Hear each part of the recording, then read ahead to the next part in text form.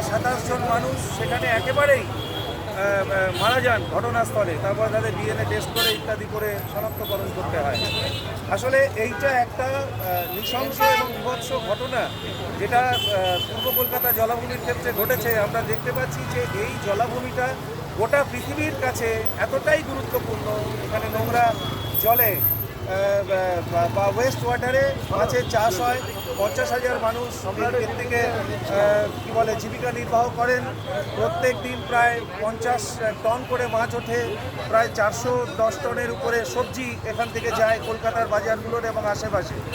এবং এতগুলো মানুষের জীবন জীবিকা এখানে যুক্ত আছে। শুধু তাই না, আমাদের 50 থেকে 60% যে ওয়েস্ট ওয়াটার গোটা কলকাতার, সেটাই জলাভূমিতে আসে। তাহলে নোংরা বা ময়লা জলে মাছ চাষের এই উদাহরণ কোথাও নেই। এখানে প্রাকৃতিক উপায়ে শোধন হয়ে যায় আর কি, ফিল্ট্রেশন হয়ে যায়, সেখানে মাছের চাষ হয়। এটা একটা অদ্ভুত বিষয়। কিন্তু সেই জলাভূমি আন্ডার থ্রেট, ভয়াবহ এনক্রোচমেন্টের মধ্যে পড়ছে।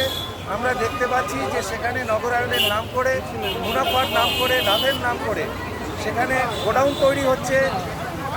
সেখানে এই যে প্লাস্টিকের যে রিসাইক্লিং প্ল্যান্টগুলো বেআইনি সেসব তৈরি হচ্ছে। নানা রকম শিল্প ইউনিট সেখানে তৈরি হচ্ছে, গ্যারেজ তৈরি হচ্ছে এবং বাড়ি তৈরি হচ্ছে। প্রমোটাররা সেসব করছেন।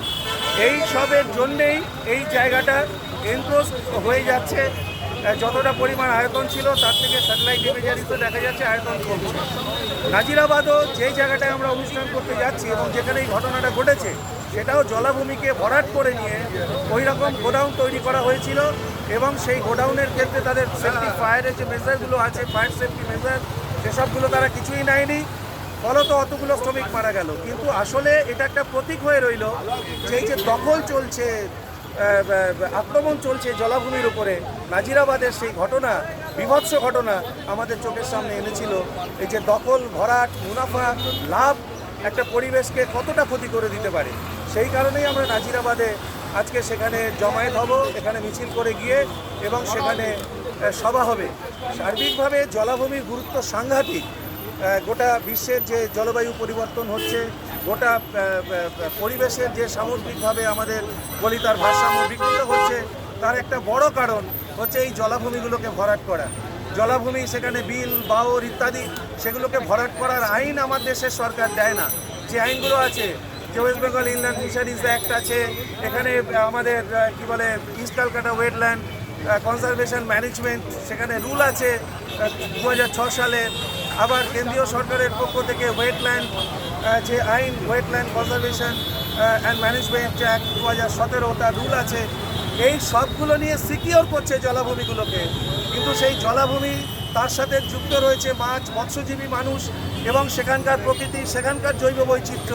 কিন্তু এই নগরায়নের নাম করে, মুনাফার নাম করে, লোভ লালসার নাম করে একচেটিয়াভাবে এই জলাভূমিগুলোকে ভরাট করা হচ্ছে নগরায়নের নাম করে।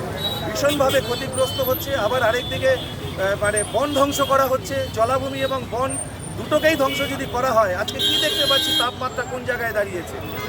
এখানে এখন ওয়েট বাল্ব টেম্পারেচার, যেটা আমাদের কি বলে ওই যে আর্দ্রতার সাথে মিলিয়ে যে তাপমাত্রা, এটা এখন ভীষণভাবে মানুষকে আঘাত করছে, তার জীবন জীবিকাকে আঘাত করছে। মানুষ মারা যাচ্ছে।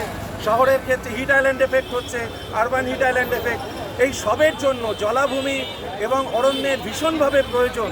কিন্তু তার উপরে আক্রমণ। আর ইস্ট ক্যালকাটা ওয়েটল্যান্ড শুধু একটা ওয়েটল্যান্ড না, এটা একটা বিজ্ঞানের একটা ম্যাজিকের মতন কাজ করে। প্রাকৃতিক উপায়ে যে সেখানকার যে সূর্যের আলো, সেখানকার শৈবাল, সেখানকার ব্যাকটেরিয়া, এরা ওই জলটাকে শোধন করে এই মাছের চাষের বন্দোবস্ত করে। এবং ব্রিটিশ এই কারণে অনেক টাকা সুয়েজের জন্য, সুয়েজ ট্রিটমেন্ট প্ল্যান্ট করতে হয়নি। এখন যা হিসেব করে একটা দেখা যাচ্ছে যে এখানে প্রায় 400-450 কোটি টাকা বছরে সেখানে সরকারের সাশ্রয় হয়, যে তাদের সিওয়েজ ট্রিটমেন্ট প্ল্যান্ট করতে হয় না, তাদের সেই মেনটেনেন্স করতে হয় না। সেইটা একটা বড় কারণ। তারপরে এই বড় জলাভূমিতে এখন কার্বনের কথা বলি, কার্বনকে শোষণ করতে হবে। এই জলাভূমি কার্বন শোষণ করে, সিকোয়েস্ট্রেশন যাকে আমরা বলি, যে জলাভূমির নিচে যে হিউমাস আছে তার মধ্যে কার্বনকে সে সঞ্চিত করে রাখে। সুতরাং সার্বিকভাবে এইটা অবিচ্ছেদ্যভাবে বাস্তুতন্ত্রের সাথে যুক্ত এমন একটা বিষয় ইস্ট ক্যালকাটা ওয়েটল্যান্ড, যার কোনো তুলনা নেই এবং যার সাথে মৎস্যজীবী ইত্যাদিরা এটাকে রক্ষা করছে। সেই মৎস্যজীবীদের আজকে উচ্ছেদের পক্ষে চলে আসছে একটা টেন্ডার, ই টেন্ডার বার করেছে সরকারের পক্ষ থেকে। সেই ই টেন্ডার বার করে ওদের যে সমবায় ছিল, ওদের যে যারা মাছ চাষ করে তাদের জন্য যে কি বলে সংগঠনগুলো ছিল, সেই সব সংগঠন সেইগুলোকে এড়িয়ে গিয়ে বাইরের যারা কি বলে কর্পোরেট দুনিয়া, বাইরের যারা এই জলাভূমির সাথে যুক্ত নয় এরকম সংগঠন মানুষকে যুক্ত করার চেষ্টা হচ্ছে। এই মৎস্যজীবীদের যদি সেখান থেকে উচ্ছেদ হয়ে যায়, তারা সমবায়গুলো যদি ভেঙে যায় সেখানে, তাহলে এই জলাভূমিকে রক্ষা করা যাবে না।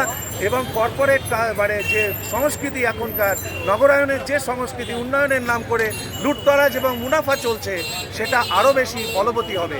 এই সার্বিকভাবে ইস্ট ক্যালকাটা ওয়েটল্যান্ড এটা শুধুমাত্র ভারতবর্ষের একটা মানে আলোচনার বিষয় নয়, গোটা পৃথিবীর আলোচনার একটা বিষয়।